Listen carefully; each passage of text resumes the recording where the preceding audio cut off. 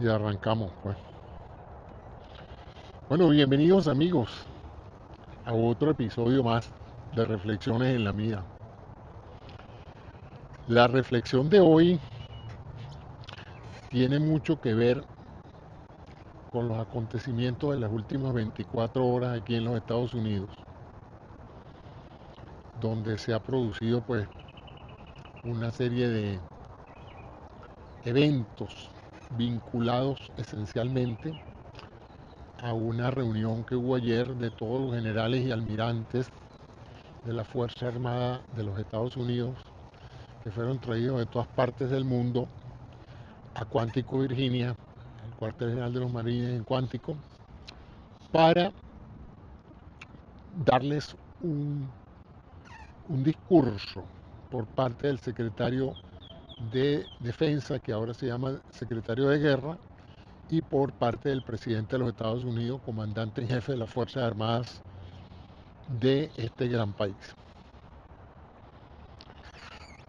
Yo les urgo a que, si tienen algo de curiosidad, vean tanto las alocuciones del secretario de Guerra como las del presidente de los Estados Unidos y se formen su propia opinión.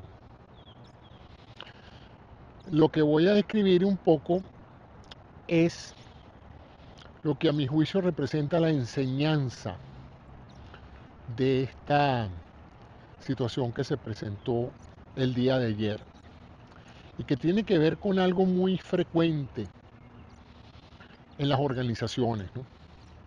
Sobre todo en las organizaciones profesionales.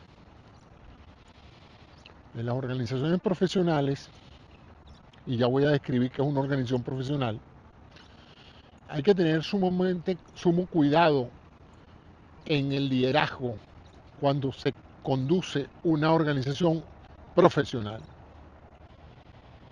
Digamos que cuando los empleados o las personas que integran una organización son fácilmente reemplazables,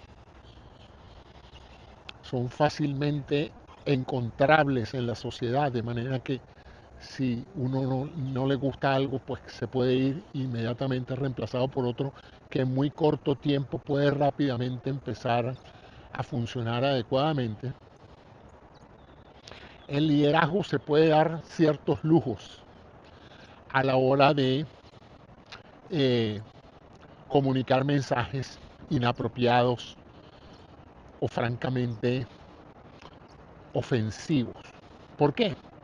Bueno, porque las personas que los están escuchando no tienen mayor influencia en las decisiones de este tipo. Influencias activas, en el sentido de corregir lo que se está diciendo, o influencias pasivas, en el sentido de dejar de hacer las cosas como las deben hacer para hacerlas de otra manera.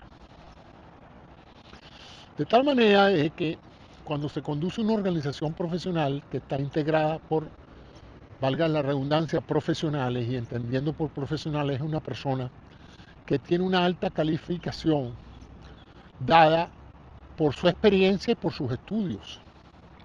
En otras palabras, que no han llegado allí a dedo o que no han llegado ahí por casualidad, sino que han llegado por méritos. Y quizás ninguna de las organizaciones que existen sea en general, en la mayoría de los ejércitos bien formados, más meritoria que las Fuerzas Armadas de un país. Cuando es un país serio, ¿no? Cuando es un país bochornoso, pues las personas que devengan un rango, una condición de general, coronel, teniente, capitán, almirante, puede ser simplemente un pariente o un amigo del jefe del poder o una persona que es adulante. Pero en los ejércitos profesionales, como en los hospitales profesionales, como en las agencias gubernamentales profesionales, como en las agencias económicas gubernamentales y privadas, se presume que las personas que están en el tope del liderazgo han llegado allí por méritos, en ambientes sumamente competitivos. donde tú empiezas por debajo. Y no hay organización en ese sentido, hasta donde yo sé,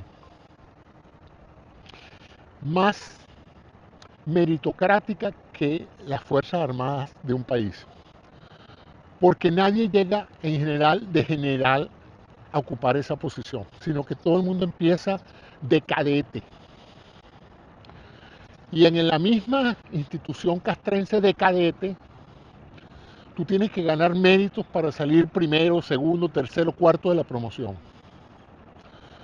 Ni siquiera en las universidades. En las universidades le dan un premio a los que son summa cum laude, magna cum laude, pero ya está. Todos los demás, si se gradúan con diferentes niveles de excelencia, pero no hay esa guerra por ocupar posiciones. Pero en las escuelas militares sí hay una competencia brutal por ocupar los primeros puestos de la promoción. Una razón muy sencilla. Los primeros puestos de la promoción obtienen los mejores cargos, las mejores opciones de desarrollo dentro de la institución. Y ahí empieza una carrera que no para nunca, donde cada cargo que tú ocupas depende de tres cosas: de tu educación, de tu competencia, de las evaluaciones de tus superiores y, por supuesto, como todo, de la suerte. Si te toca ocupar una posición que por una razón de suerte entra en combate y te permite ganarte muchas medallas por mérito, por valor, por lo que tú quieras, bueno, te beneficias de esa situación en tu ascenso cuando otros ocupaban posiciones que no se les presentó esa oportunidad. O como me dijo una vez alguien, para ganarse la medalla de honor del Congreso no solamente hay que tener mucho valor, sino que hay que estar en combate. En el Pentágono no te la vas a ganar. Entonces es interesante eso porque significa, y yo he aprendido aquí a tenerlo, porque en Venezuela, yo vengo de Venezuela, un país sin tradición militarista importante, fuera de la gesta libertadora, el ejército venezolano nunca ha tenido mayores enfrentamientos importantes con ejércitos organizados. Los que más yo recuerdo fueron el enfrentamiento contra la guerrilla urbana y de selva que ocurrió en los años 60 y 70 durante la invasión cubana a Venezuela y durante la guerrilla venezolana. Pero fuera de esas acciones militares y de uno que otro golpe y contragolpe dentro de las mismas Fuerzas Armadas, el ejército venezolano nunca ha tenido una experiencia de combate real, ¿no? En ese sentido, el ejército colombiano tiene mucha más experiencia en combate que el ejército venezolano. Y yo fui testigo porque durante muchos años viví entre militares, y no es porque yo viniera de una familia militar, aunque mi papá fue militar de muy bajo rango, pero fue militar. Y en vista de eso, pues pasé mucho tiempo frecuentando como adolescente el círculo militar. Y ahí pude conocer militares de todo tipo, incluyendo militares extranjeros. Yo recuerdo un coronel del ejército norteamericano que iba al gimnasio del círculo militar y conversábamos mucho. Fue mi primer contacto con un oficial del ejército norteamericano. Hablábamos mucho porque él había estado en Vietnam y yo tenía una curiosidad enorme por saber de la guerra y él me comentaba cosas y eso. De ahí yo creo que comenzó mi curiosidad por la guerra de Vietnam. Bueno, pero volviendo a esto, la Fuerza Armada venezolana que yo conocí era profundamente meritoria. Sí es verdad que había cierta oficialidad que, como dicen en Venezuela, jalaba bolas, ¿no? Pero la mayoría de los oficiales que yo conocí de Fuerza Aérea y del Ejército y de la Marina eran oficiales muy dignos, muy convencidos y nacidos y educados en la democracia, que estaban firmes con la Constitución de Venezuela. Por eso fue que fue como un gran shock que Hugo Chávez violara ese juramento y tratara de hacer un golpe, porque en general ya se pensaba que el ejército venezolano, sus liderazgos, cuando me refiero al ejército me refiero a toda la Fuerza Armada Nacional y a su liderazgo, estaba convencido de que ellos estaban subordinados al poder civil, electo democráticamente. Y que más nunca Venezuela debería pasar por el bochorno de un golpe de Estado. Y de que un individuo, porque la patria le ha dado tanquetas y le ha dado fusiles y misiles, se pensara mejor que los demás y pensara que eso le da autoridad para usurpar el poder.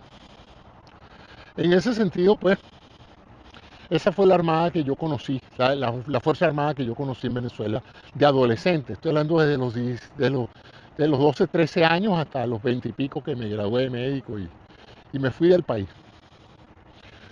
Y luego vengo a los Estados Unidos y encuentro la Fuerza Armada, empiezo a familiarizarme con el estilo de las Fuerzas Armadas estadounidenses y veo en cierta forma una forma más elaborada y más profesional que incluso que la venezolana, porque como este país sí ha estado en guerra, y este es un país que ha estado en guerra, buenas guerras y malas guerras, que tan importante es para una Fuerza Armada haber tenido un liderazgo que lo conduce a una buena guerra, y aquí me meto en la Primera Guerra Mundial, en la Segunda Guerra Mundial, en la Guerra de Corea, donde la Fuerza Armada fue usada técnicamente para liberar pueblos. A mí y eso que yo en esa época no era estadounidense, pero ahora sí lo soy. Y cuando veo esos documentales de la gente en Europa besando y abrazando a los estadounidenses soldados que llegaban allá, a los americanos, no me quedo menos que sorprendido y orgulloso de que este país haya liberado tantos pueblos. Y liberarlos para liberarlos. Porque los rusos también liberaron a algunos países del área del nazismo, pero después fueron y los volvieron comunistas y los esclavizaron del lado comunista, o sea que los liberaron por un lado del nazismo y lo secuestraron del socialismo, comunismo de ellos, ¿no? Estados Unidos en su diferencia pues tuvo la delicadeza, digamos, de una vez liberados pues los dejó a que siguieran desarrollándose libre y democráticamente, formaran sus propios gobiernos, crearan sus propias democracias, con todos los problemas que tiene la democracia, pero esencialmente esa era la realidad. En todos esos casos y de esas buenas guerras, surgen figuras militares emblemáticas. La primera de todas, que me voy a declarar admirador del comandante en jefe durante esos tiempos, el presidente Franklin Delano Roosevelt, comandante en jefe del ejército de las Fuerzas Armadas Americanas durante la Segunda Guerra Mundial. En su escala de liderazgo, el general Marshall, el almirante Nimitz, el general MacArthur, ¿verdad? Con todas las idiosincrasias de MacArthur, el general Patton, el general Bradley, y por supuesto, el supremo comandante de las fuerzas aliadas, nuestro general Eisenhower, Ike, que luego fue presidente, un hombre honorable, digno. Como dijo el general MacArthur y el general Eisenhower, siempre fue mi mejor asistente, pero fue presidente de este país. Con esto lo que quiero decirles es que ese liderazgo llegó a donde llegó y se desempeñó como se desempeñó. Primero porque eran hombres capaces.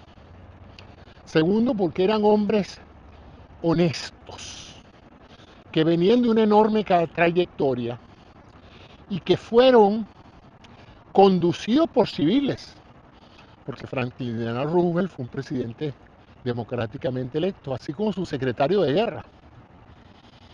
Entonces, ¿qué les dice eso?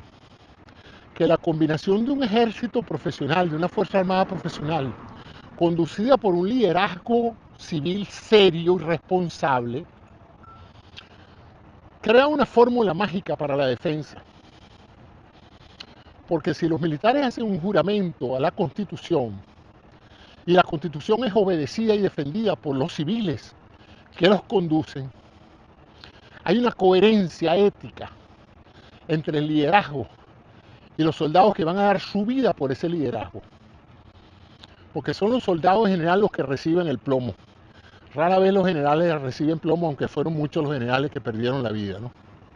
Pero con esto lo que les quiero decir es que la mayor productividad y eficacia de una fuerza armada o de cualquier empresa que maneje empleados, es cuando los empleados tienen la sensación de que son conducidos por gente idónea, competente y que tienen en su mente los mejores intereses de ellos como empleados o como soldados.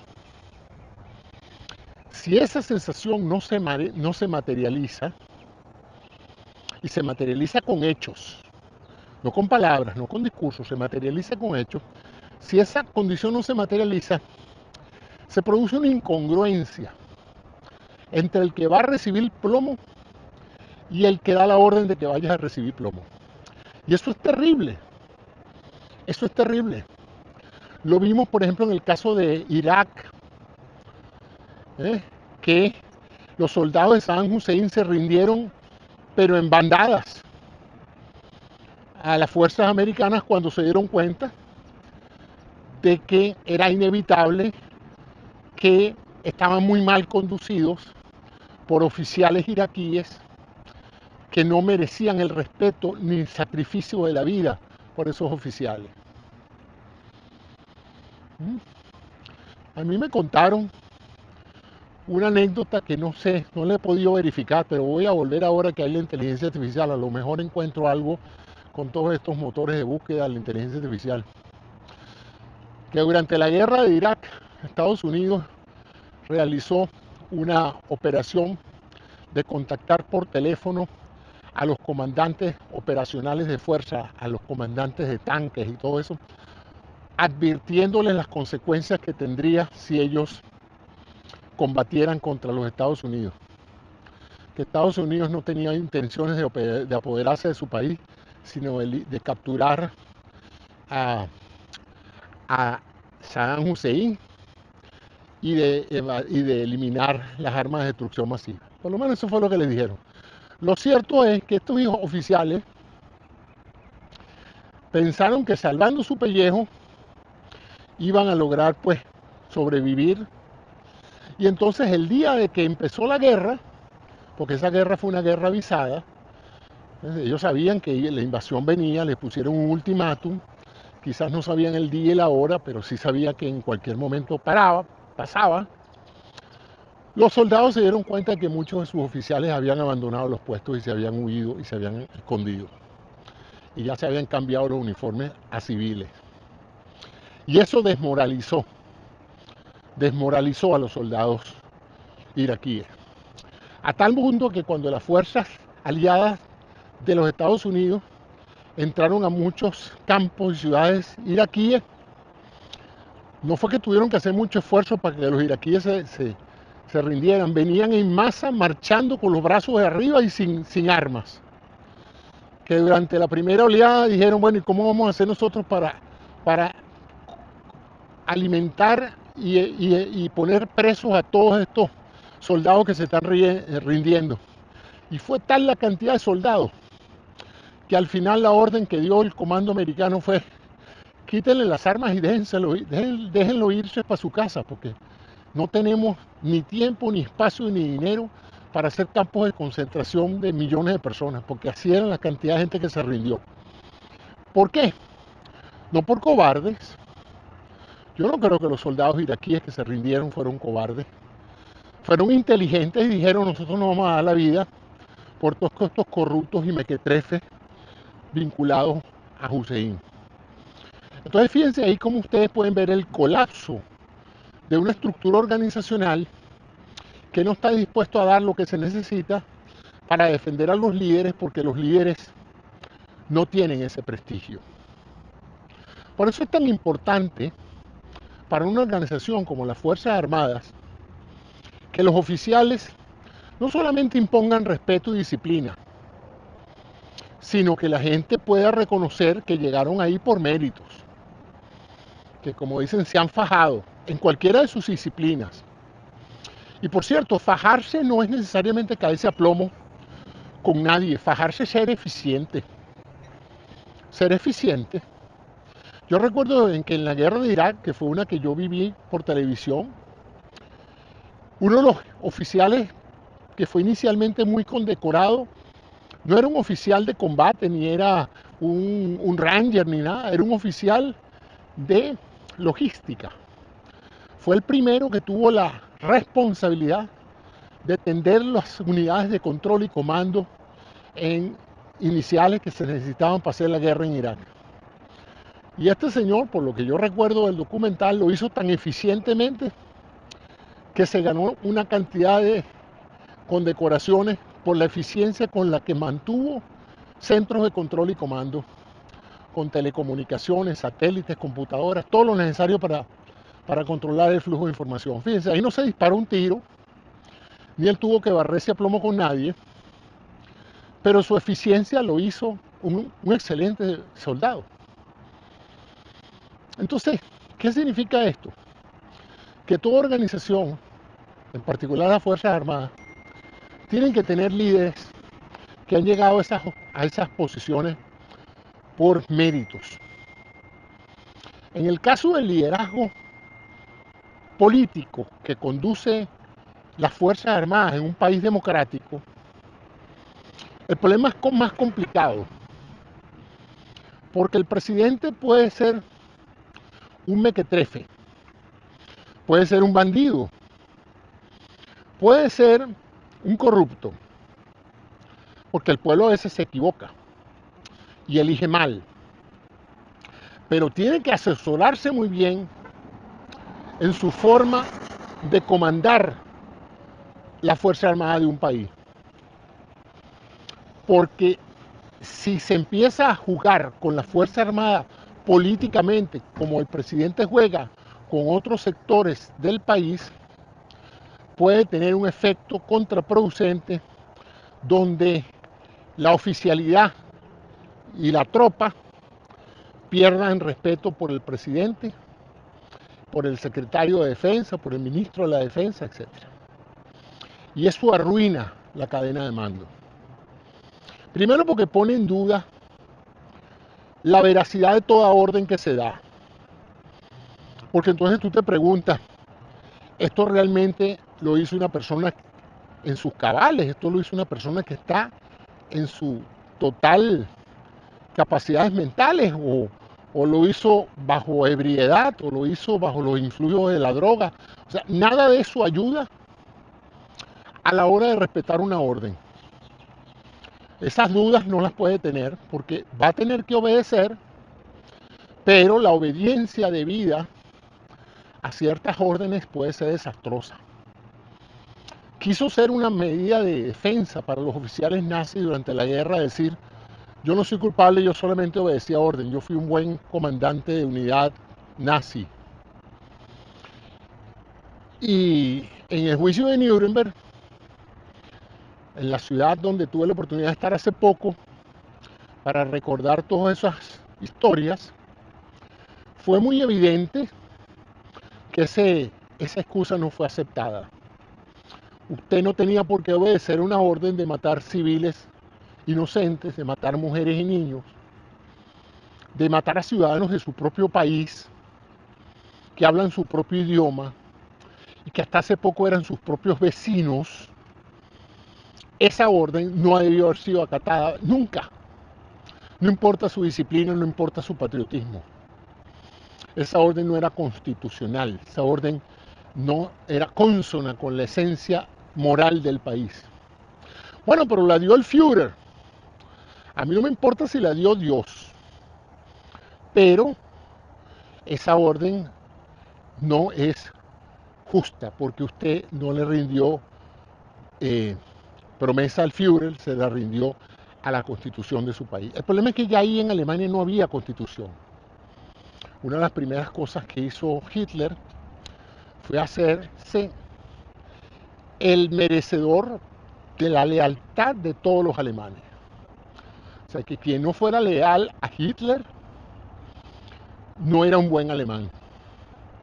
Y quien no fuera leal a Hitler, quien pensara diferente a Hitler, quien considerara que sus políticas no eran favorables para la nación, y estoy hablando desde el 33 al 39, no estoy hablando de la guerra, todavía no estaban en guerra, estoy hablando de esa primera etapa en la cual empezó a darse los inicios de lo que hoy conocemos como el fascismo alemán, que ya tenía sus antecedentes pues en el fascismo italiano.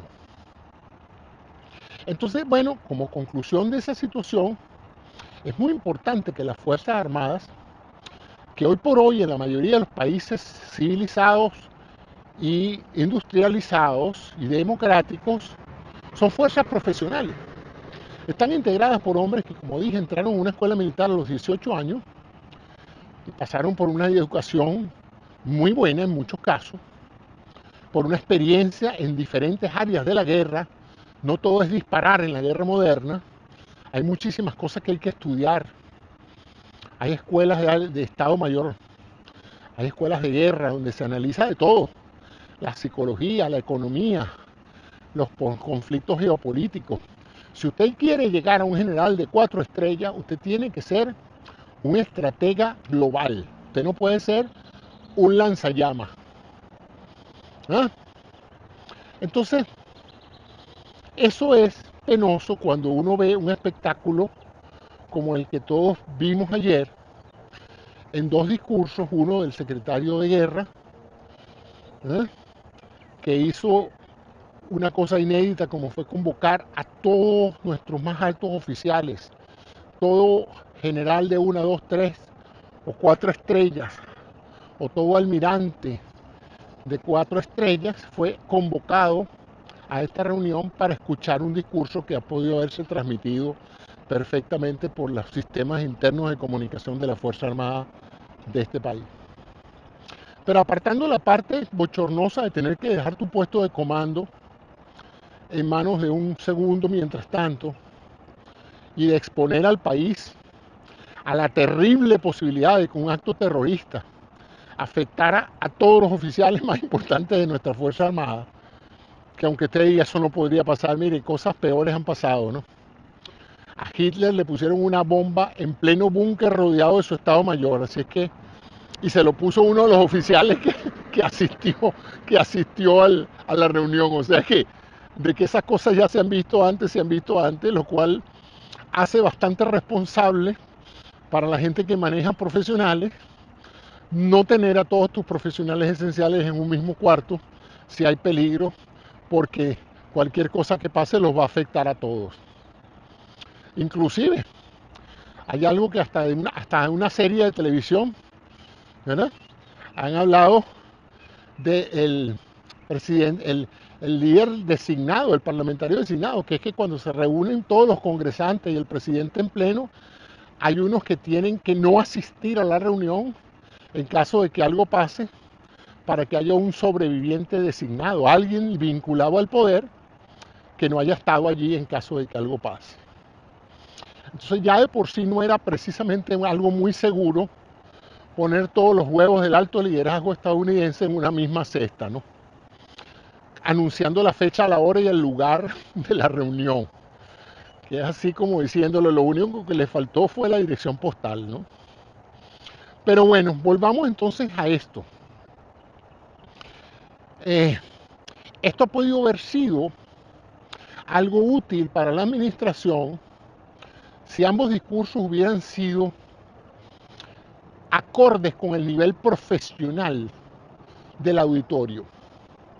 Yo hago muchas conferencias en mi vida, conferencias profesionales, y hay 3 principios básicos a la hora de que usted lo invitan a dar una conferencia o usted convoca a alguien para hablar en público. Primero, tiene que añadir valor. Tú no puedes convocar un poco de gente a escucharlo usted si usted va a hablar tonterías. O sea que tiene que procurar tener un discurso que permita que las personas que salgan de esa reunión digan, valió la pena haber venido. Primer requisito. Segundo requisito, usted tiene que entender que quienes lo están escuchando, a pesar de ser sus subordinados, si ese fuera el caso, son personas profesionales que merecen respeto. Usted no los puede tratar como niños. Usted no los puede insultar. Usted no los puede criticar en público. Sobre todo si la conferencia está siendo transmitida. O sea que ya de por sí, eso es algo importante. Si usted tiene alguna querella en particular con algunos miembros de un grupo, no culpe a todo el grupo por eso. Llámelos en privado y ármeles el escándalo en privado, pero no agarre una reunión pública para hacer una acusación genérica que afecte a todos los que están ahí, dejando no muy claro a quién se está refiriendo usted. Eso es muy imprudente en todos los ámbitos. En todos los ámbitos. Y la tercera característica de una buena conferencia es que debe ser corta y estar al nivel intelectual de la audiencia. Entonces, fíjense, tiene que aportar valor, tiene que respetar a la audiencia y estar al nivel profesional de la audiencia. Yo no puedo convocar a todos los miembros del Departamento de Salud a una reunión donde no voy a enseñarles ni a indicarles nada que ellos ya no sepan. Yo no puedo invitarlos para insultarlos o decirles que son una cuerda de incompetentes en forma genérica, o que están gordos, o que son muy buenos pero están gordos. Eso no tiene ningún propósito constructivo. Y tampoco puedo tratarlos como niños, regañarlos y hacerlos sentir que no vale la pena escucharme porque yo no soy tan profesional como ellos. Eso es terrible. Eso es terrible. Cuando usted se dirige a profesionales, usted tiene que ponerse a su nivel o por encima de su nivel. Y si no lo tiene, asúmalo, proyéctelo, simúlelo, pero no se rebaje por debajo de las personas que lo están escuchando, porque va a perder lo más importante que usted puede tener de cualquier reunión, que es el respeto de las personas que lo escucharon. Entonces, fíjense qué interesante son todas estas consideraciones a la luz de lo que pasó ayer, donde ambos, secretario de Defensa o de Guerra, a mí me cuesta mucho decir eso del secretario de Guerra porque suena así como que de una u otra manera el país quiere entrar en guerra con alguien, doméstico o internacional, pero hay que buscar a alguien con quien entrar a la guerra. Pareciera que la función de una fuerza armada es entrar en guerra con quien sea para demostrar lo bueno que somos, y no la idea de preservar la paz a través de una defensa efectiva.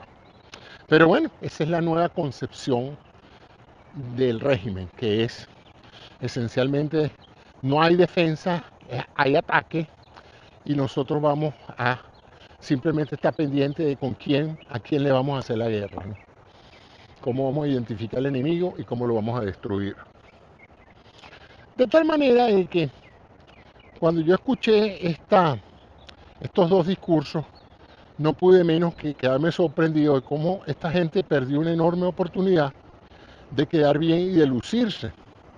Porque no era que estaban obligados a improvisar, ambos han podido haber escogido escritores que les escribieran tremendos discursos, históricamente relevantes, y todo lo que tenían que hacer era leer el teleprompter y salir bien aireados de ahí. Pero quizás eso es exigirle mucho a esta gente. No solamente a ellos, sino a todo el que está dispuesto a entrar a un auditorio de profesionales a dar la cómica. Entonces, la otra cosa que me sorprendió fue lo poco preparado que fue el presidente, que en pleno discurso empezó a hablar de todo y se le olvidó que estaba en una sesión del mayor estado, mayor conjunto que haya habido en Estados Unidos, que es todos los oficiales de alta graduación en un solo auditorio, escuchándolo en vivo. Una oportunidad inédita, según me dice todo el mundo, que eso nunca lo habían hecho antes nadie, ni siquiera en plena guerra.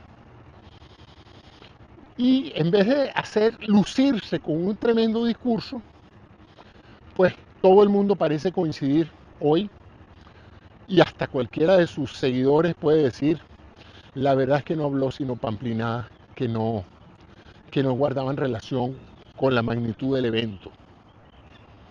Ni siquiera pudimos saber la actitud de la audiencia porque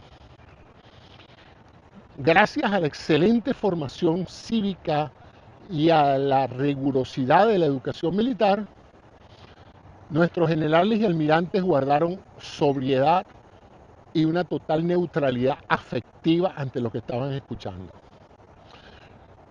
Como lo llaman ahora, cara de póker. Era imposible saber qué estaban pensando, pero uno se lo imagina.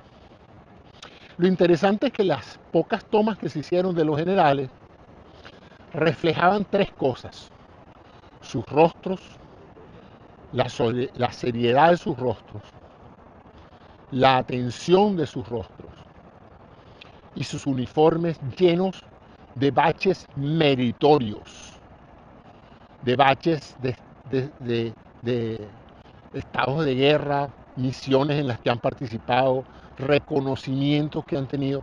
Ahí no había batequebrados, como dicen algunos. Ahí no había mediocres. Si tú te metes en una organización como el Ejército de los Estados Unidos y llegas a general, aunque sea de una estrella, usted es una estrella. Porque la competencia es enorme, porque tú no llegas ahí si no tienes una larga carrera de logros desde que eras cadete en West Point. Por lo tanto, que venga alguien a regañarte, a criticarte, alguien que no tiene méritos y que no sabe ni de lo que está hablando, y venga empoderado por el sistema civil democrático a pretender ganarse tu respeto hablando tonterías, hace inescapable el hecho de que tú tengas que ser hermético y cumplir con la obediencia debida. Usted se queda callado y no manifiesta ningún tipo de emocionalidad ante lo que está escuchando, porque eso es un discurso político, no es un discurso estratégico, táctico. No estamos hablando de misiones, no estamos hablando de planes, de proyectos, de logros o de problemas. Estamos hablando esencialmente de políticas y de uso del sistema militar para cambios políticos. Cosa que nosotros, los que venimos de Sudamérica, ya tenemos una amplia experiencia de lo desastroso que es cuando los políticos usan la Fuerza Armada para conducir la política. La Fuerza Armada está para proteger los países y defenderlos de los enemigos internos y externos. Y como estamos hablando de los enemigos internos, es porque sean verdaderos enemigos, no porque vivan dentro del país. Porque entonces toda persona que viviera dentro de un país, si no está de acuerdo con el gobierno, podría ser reclasificado como un enemigo interno. No, no, eso no es un enemigo interno. Un enemigo interno es un enemigo que, con, que ataca las instituciones dentro del mismo país, sea o no natural del país. Entonces es importante diferenciar eso, porque hay gente que cree que la denominación de un enemigo interno es todo aquel que no piensa como yo pero que vive cerca. Y eso no es la definición de un enemigo interno. Bueno, esa es la que usó el fascismo ya en diferentes ocasiones en diferentes países del mundo. Y el comunismo igual. O sea, son dos procesos autocráticos terribles que no respetan la libertad y la democracia. Entonces, ¿qué pasa? Bueno, el discurso del presidente quizás era predecible porque fue un discurso político parecido al que él ha dado tantas veces. Yo creo que él se le olvidó dónde estaba y a quién se estaba dirigiendo y pensó que era simplemente un rally político de los muchos que él tiene. Por lo tanto, pues no valía la pena hacer mayor comentario. Véanlo, es larguísimo. Vean los temas que aborda, vean la manera en que aborda, estudien el fondo y la forma en que entregó su discurso y pregúntense realmente si ustedes seguirían a un líder que se comunicara con ustedes de esa manera, ¿no? Siendo ustedes profesionales. Ok, vamos a lo otro. Yo soy un profundo admirador del general Patton y empecé mi admiración por el general Patton a raíz de la aparición de la película. Esa escena donde él aparece con el fondo de la bandera de los Estados Unidos y se dirige en una forma bastante cruda y realista a los soldados que van a entrar en combate bajo su mando. O sea, él no los iba a mandar desde lejos, ¿no? Él iba a estar allí con su tropa expuesto como estaban ellos, haciéndoles ver, pues, la gravedad de las situaciones y su visión general de la Fuerza Armada. Luego la película evoluciona a la invasión de Noráfrica, probablemente la primera incursión donde los soldados estadounidenses entraron en combate por primera vez desde la Primera Guerra Mundial, con un ejército muy poderoso como es el ejército alemán en Noráfrica. Bueno, si ustedes recuerdan la película, la primera batalla fue un desastre. Mataron un poco de gente y los alemanes se dieron un banquete con las primeras batallas de los estadounidenses contra los alemanes en Noráfrica. Y por eso llamaron a Patton. En la película se ve. Le quitan el comando al general que dirigió la operación y llaman al general Patton. Y el general Patton se hace presente con su estilo peculiar y pone en orden la moral de los soldados. Hay una escena fascinante porque el primero que mandan no es al general Patton, el primero que mandan como evaluador, y todo esto lo dirige en forma magistral el general Eisenhower, él manda al general Bradley, Omar Bradley, general de 5 estrellas, brillante general. A él lo admiro más que a Patton, y después vas a entender por qué. Porque esto ahorita se va a transformar en una clase de historia. Bueno, resulta que entonces el general Bradley llega allá, ve la situación del comando, ve la situación del liderazgo y manda a llamar a Patton. Llama a Eisenhower y le dice, mándame a Patton. ¿Eh? Llega Patton, flamboyante como siempre, la primadona, como él mismo se declaró, él era una primadona. Llega allá y le dice, Omar, cuéntame, por qué los dieron palos los alemanes? Y le dice, bueno, Patton, nos dieron palo porque la moral del ejército americano estaba muy baja. Estos muchachos era la primera vez que se enfrentaban en combate. Quienes se enfrentaron con nosotros eran ya veteranos del cuerpo del Afrika Korps. Detrás de ellos estaba un general tan reconocido como el general Rommel. O sea que hicieron lo que les dio la gana con nosotros y nosotros estábamos muy desorganizados. Y por general, la moral de los soldados no confiaba realmente en la capacidad táctica de los oficiales. Y eso es lo que le dice Omar Bradley al general Patton. Y el general Patton dice, bueno, yo me voy a ocupar de eso, yo les voy a levantar la moral. Y comienza pues ese proceso que ustedes ven en la película, de correcciones de forma y de fondo, donde empieza por exigir que haya más disciplina, que haya más rigurosidad en el comportamiento de los soldados y de los oficiales, y hasta de los médicos, porque él es un convencido de que la eficacia de una unidad de combate depende de la disciplina y de la organización. Y esa va a ser su norte. La historia lo reconoce como un comandante agresivo, algo indisciplinado, porque a veces desobedecía órdenes que le daban muy precisas. Fueron muchas las veces que se ve en la película, y si ven la historia de Patton, porque esa película está muy bien documentada en la historia real, no es una fantasía. Ahí se ve muchas veces como él desobedecía a Eisenhower y desobedecía a Bradley, que al principio era su subordinado y después Eisenhower, preocupado por la indisciplina y la falta de criterio global que tenía Patton, decidió ponerle a Bradley por encima de él. Bradley en la película y en la vida real es la diferencia entre un oficial moralmente digno que toma en consideración la vida de sus soldados y las protege ante cualquier pretensión de triunfo. Por eso lo llamaban The Soldier's General, el general de los soldados, porque Bradley tenía esa empatía de que cada decisión táctica o estratégica que él tomaba, él metía en la ecuación el número de vidas de soldados que estaba arriesgando, tratando de minimizar el número de soldados. Patton, por el contrario, lo llamaban Blood and Guts, sangre y tripas. ¿Por qué? Porque se pensaba que Patton lo que quería era la gloria para él, ser un general al extremo, al ejemplo de los grandes generales romanos, a costa de lo que fuera. Él tenía que vencer a costa de lo que fuera, así sacrificara vidas estadounidenses. Hay una escena en la toma de Palermo, donde él pide una operación anfibia. Todo eso lo recuerdo de la película, que para mí la he visto como 5 veces, porque es una clase magistral de liderazgo. Si ustedes quieren saber lo que es liderazgo, esa película los tiene todos.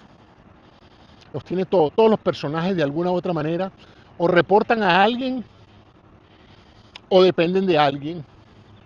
Y hay muchos que tienen grandes responsabilidades y saben que tienen que usar la diplomacia para administrar su poder. Entonces véanla, es una película monumental, además de las buenas actuaciones y de las escenas de guerra que también son espléndidas. Pero continúo con mi descripción de la película y de por qué yo veo que esto tiene mucho que ver con esto. Porque el general Bradley, en un momento dado, le dice a Patton: George, ¿por qué tú ordenas esa operación anfibia si tú sabes que eso va a matar a muchos muchachos que van a desembarcar en esas playas y los alemanes los van a volver triza? Te están pidiendo 24 horas más para prepararnos mejor. ¿Cuál es el apuro? El apuro de Patton es que él quería llegar a Palermo antes que Montgomery, que era el general inglés. Él quería darle esa sorpresa, que cuando entrara el general inglés, que es otra primadona, llegara allí a la ciudad, encontrara pues que ya Patton estaba ubicado, triunfador. Y por esas 24 horas él estaba dispuesto a hacer una operación anfibia muy riesgosa y que mató a mucha gente. Como Patton en ese momento era el superior y tenía más autoridad, pues fue el que dirigió la operación y la ordenó, la efectuó. Pero hay una frase famosa, que es la razón por la cual la recuerdo tanto, donde el general Omar Bradley en la película le dice a Patton: George, ¿tú sabes cuál es la diferencia entre tú y yo? Yo hago este trabajo porque es mi trabajo, porque yo soy general, mi trabajo es hacer la guerra.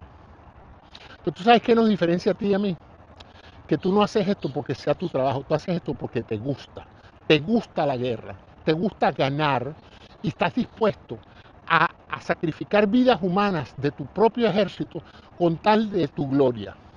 Y eso es lo que nos diferencia a nosotros.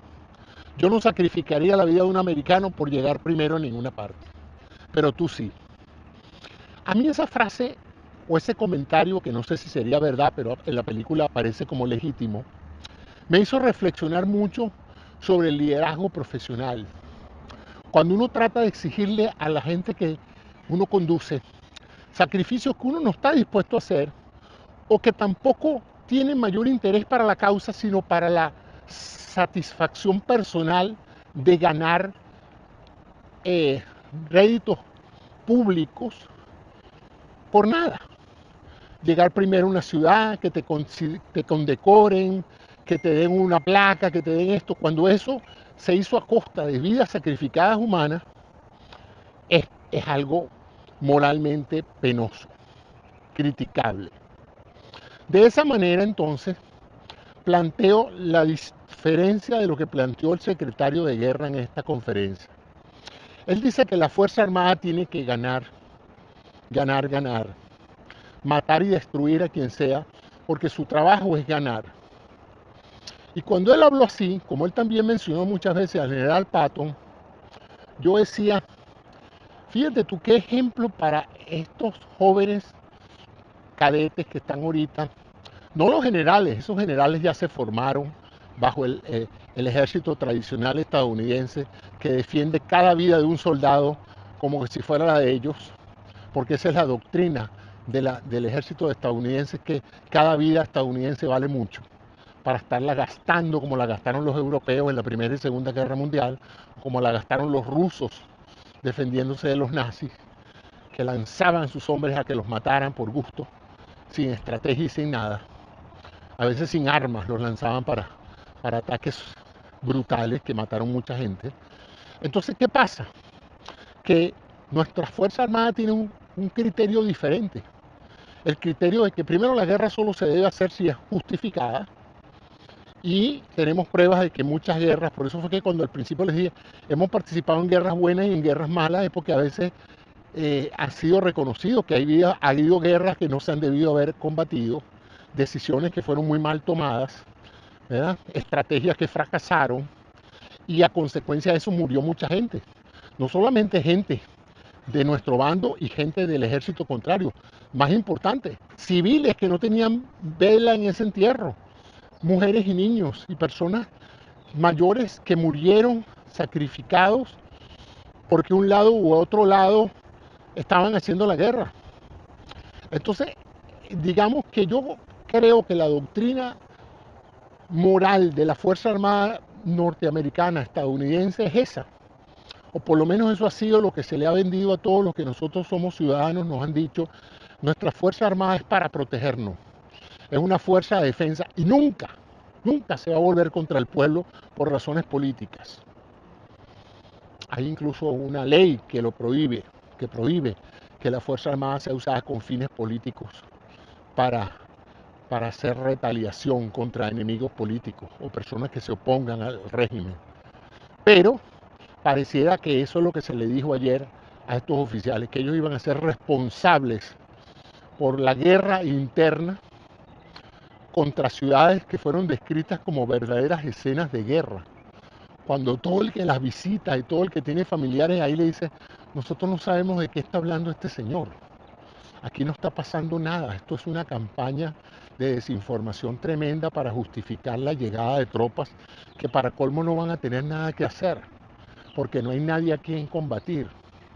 Pero hay que ir creando esa matriz de opinión de que es normal vivir entre tanques y barricadas y acostumbrarse a ver soldados armados hasta los dientes y civiles armados hasta los dientes.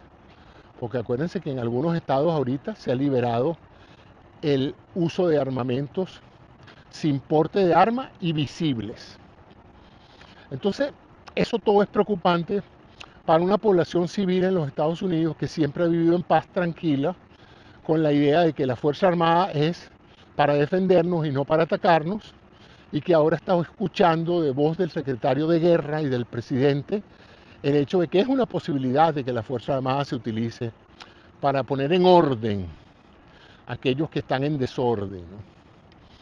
Eso a mí me asustó y yo pensaba que era que yo había oído mal, pero en las próximas 24 horas escuchando a una enorme cantidad de exmilitares y de políticos y de personas normales que han hecho comentarios sobre los discursos de ayer, todo el mundo está alarmado de eso. Todo el mundo está alarmado.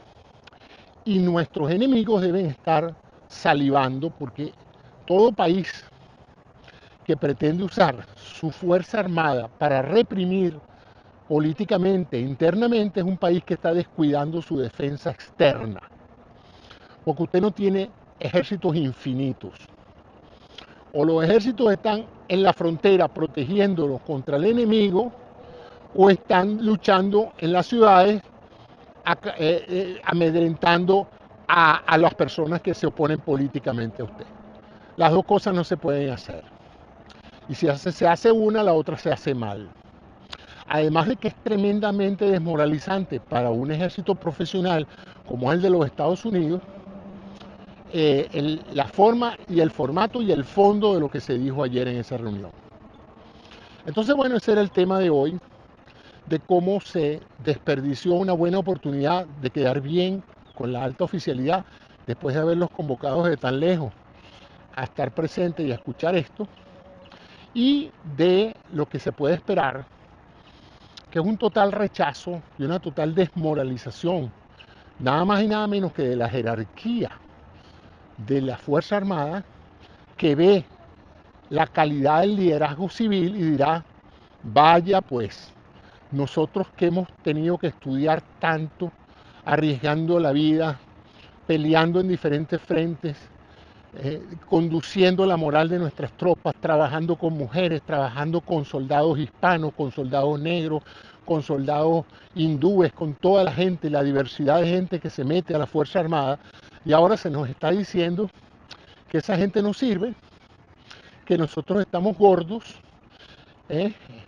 Entran en esa tremenda discrepancia, porque si somos la fuerza más letal y capaz en el planeta, no tendría justificación decir que la mayoría de nuestros soldados y nuestros oficiales están gordos, ¿no? O es una cosa o es la otra. O sea que ahí hay una contradicción monumental en el discurso, ¿no? Tú estás muy bien, tú eres muy competente, pero entre otras cosas estás gordísimo y no puedes moverte. Caramba, o soy una cosa o soy la otra, pero yo no puedo ser las dos cosas, ¿no? Pero para que tú veas el nivel de falta de preparación, que yo me imagino que al secretario de Guerra nadie se le ocurrió decirle, usted sabe que se está contradiciendo, señor ministro, ¿no? Usted sabe que por un lado está diciendo que somos el mejor ejército del mundo y por otro lado dice que estamos llenos de gente incapaz y obesa.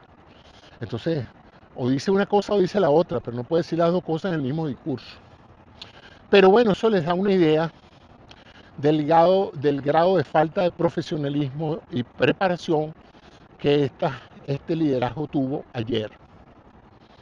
Lo cual me imagino que muchos oficiales estarán pensando, bueno, y entonces, si esto fue para esto, ¿qué será cuando este país esté realmente en una conflagración? Si esta es la gente que nos va a conducir, la cosa no debe proyectarse como muy saludable, que digamos. Vamos a ver cómo evoluciona esto, cuál es la receptividad, pero si algo ha sido históricamente, y vamos a cumplir 250 años de proyecto de experimento democrático, es que el poder militar siempre ha estado subordinado al poder civil, pero el poder civil en general, excepto por unos pocos presidentes que han tenido la fortuna de renunciar o de perder las elecciones, han sido presidentes dignos de haber sido comandantes en jefe. Porque se equivocaran o no, tuvieran buenas políticas o no, tomaran buenas o malas decisiones, fueron siempre respetuosos de la Fuerza Armada. Pero yo creo que, y no es que yo lo crea porque yo no soy miembro de la Fuerza Armada, me hubiera gustado serlo, aunque una vez tuve interés de adolescente en enlistarme en las Fuerzas Armadas y alguien me dijo, tú no tienes personalidad para obedecer órdenes, vas a vivir en el calabozo toda tu vida y te van a botar de las Fuerzas Armadas. Así es que mejor es que te quedes en la Fuerza Civil, donde tú puedes eh, desobedecer una orden, tú puedes opinar, tú puedes decirle, no señor, no estoy de acuerdo con usted. En la Fuerza Armada no vas a poder, José. Si te toca un jefe, un superior digno, te vas a sentir muy bien apoyado y te vas a sentir muy bien conducido. Si te toca un idiota, vas a tener que asomarte, callarte la boca y obedecer. Hay gente que puede, hay gente que no puede. Y yo creo que te conozco, tú no puedes. Así que no se te ocurra ni remotamente. Pero yo no sé, yo tengo la sensación de que aquí la Fuerza Armada, las experiencias que tengo de amigos, incluso venezolanos que se han enlistado en las Fuerzas Armadas de los Estados Unidos, siempre me han reflejado la idea de que están en general muy bien conducidos, en forma respetuosa y honorable por gente competente. ¿Eh? Quizás algunas decisiones no les gustan, pero nunca yo he escuchado que los han irrespetado. Y si los irrespetan, hay los mecanismos internos dentro de la Fuerza Armada para sancionar al oficial que abusa de sus soldados, que los humilla. ¿Eh? Siempre ha habido. Pero ahora parece que la nueva doctrina es que humillar va a ser la norma, porque humillar a alguien lo hace fuerte. Como les dije, parece que volvemos a lo que hizo Patton con un soldado que casi le cuesta el comando. Casi no, le cuesta el comando. A Patton, que era el hombre primer candidato para conducir la invasión a Europa, le quitaron el comando por haberle dado una bofetada inusitada a un soldado en una barraca médica. ¿Eh? Y si lo utilizaron después de la invasión para conquistar y entrar a Alemania, fue porque el hombre era muy competente y agresivo con su división de blindados, pero no fue por su buen comportamiento. Y hay una escena famosa de esa película donde él le dice a, a, a Bradley, yo he hecho todo esto porque yo soy muy competente y porque Eisenhower me escogió. Y le dice Bradley, no George, Ike te quería quitar el mando y mandarte para los Estados Unidos, por imprudente y por grosero y por vulgar. Si tú estás aquí en comando, fue por mí que convencí a Eisenhower de que tus capacidades como comandante eran superiores a tu mala educación, a tus groserías y a tu agresividad con los soldados. Una lección interesante desde el punto de vista histórico, ¿no? Que un general como Omar Bradley, que era un general brillante, bueno, es uno de los pocos generales en la historia, junto con MacArthur, Eisenhower, el almirante Nimitz, que llegó a 5 estrellas de comando. Pato nunca tuvo 5 estrellas. O sea que por algo el general Bradley, que era su subordinado y compañero de promoción en West Point, pudo alcanzar un mayor grado. Fue por eso, por esa inteligencia emocional que tenía el general Bradley, de la cual carecía por completo el general Patton. Entonces esperamos que los futuros generales de los Estados Unidos sean más como el general Bradley y no como el general Patton, que era un insubordinado y una primadona, como lo era el general MacArthur, muy competente, pero perdió las Filipinas y le quitaron el rango por pretender abusar de su poder sobre el presidente Truman. O sea que eso les da una idea de que su carrera militar no terminó tan brillantemente como ha podido terminar, por violento, por insubordinado y por pensar que tenía más poder del que tenía.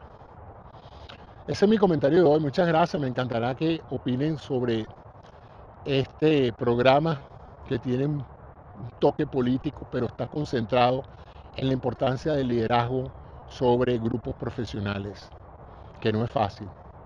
Y lo mismo está por pasar en el Departamento de Salud de los Estados Unidos, bajo el liderazgo de Kennedy, que también está pasando, pues que se ve mucha gente afectada porque no se respeta ni las credenciales, ni la actitud, ni la forma de conducir la organización, como es el Departamento de Servicios de Salud, Servicios Humanos y el Centro para el Control de Enfermedades.